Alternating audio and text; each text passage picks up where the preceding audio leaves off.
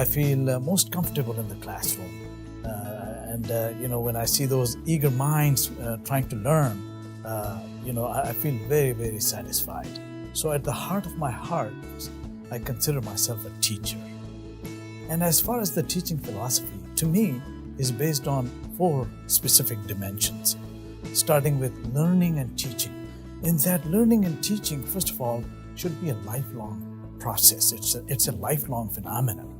Second, it should be participative. It should be interactive with students. And the third is that effective utilization of the class time in the classroom. Finally, the 4th dimension, which is very important, is the feedback. Again, it's a two-way process. So how does it all work? Learning is a lifetime phenomenon. It doesn't stop with 1 course or 2 courses or even after graduation.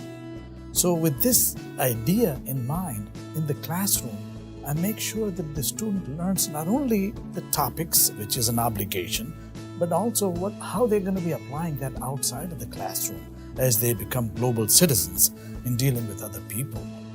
My students from the past, and they're in top positions, CEOs and the presidents, they still connect with me from time to time, and they remember that,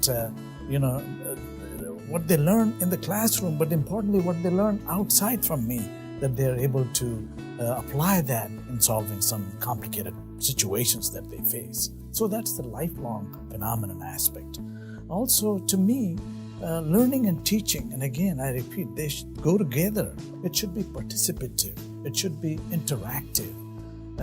Gone are the days, in my view, that a teacher comes to the classroom, he presents his PowerPoint presentations, goes nonstop. Before you know it, the hour is up and the lecture is over. It doesn't work that way, in my dictionary anyway. In that, a lot of times, students think outside of the box of some of the solutions which are better than mine. And I accept that. And I encourage them to participate, to be creative, and mutually discuss. The next dimension that I wanted to talk about is effective utilization of the class time.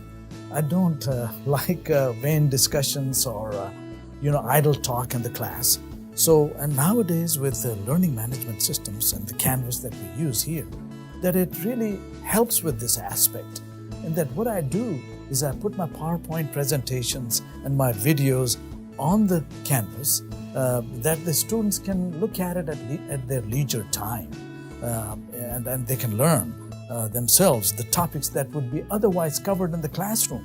So what that does is it frees up the time in the classroom for me to spend more time on their specific questions and the complicated topics that they couldn't understand through the videos or PowerPoint presentations. And again, like I said before, it invokes discussion in the classroom, and they become very creative and understand more and more. It's kind of a switch, like, instead of doing the homework 100% at home, we do the homework and the related discussion in the classroom, and the class lectures are done at home, that type of thing. And finally, and perhaps the most important aspect, is the feedback. And again, it's a two-way process, in that I, as a teacher, like to find out if there is some area that I need to improve, that I need to dedicate some time on certain topics, certain areas. Are there any concerns on part of the students? I do this regularly in the classroom. Where can we improve? But by the same token, as a teacher, I have to give feedback to the student as to where his or her weak area is, so that they can improve upon that. I wanted to mention that, to me, teaching is not just about giving a grade. It's about the spirit of teaching. This is what I wanted to impart on the young instructors, in that, is the student really learning something and taking it with him or her outside of the classroom? So in this sense, finally, it's like I have come back a whole ancient cycle, I should say, from 2,500 years ago, when Confucius said, "I hear and I forget, I see and I remember, but I do and I understand." It's the last part that's very important, and I try to use this type of approach.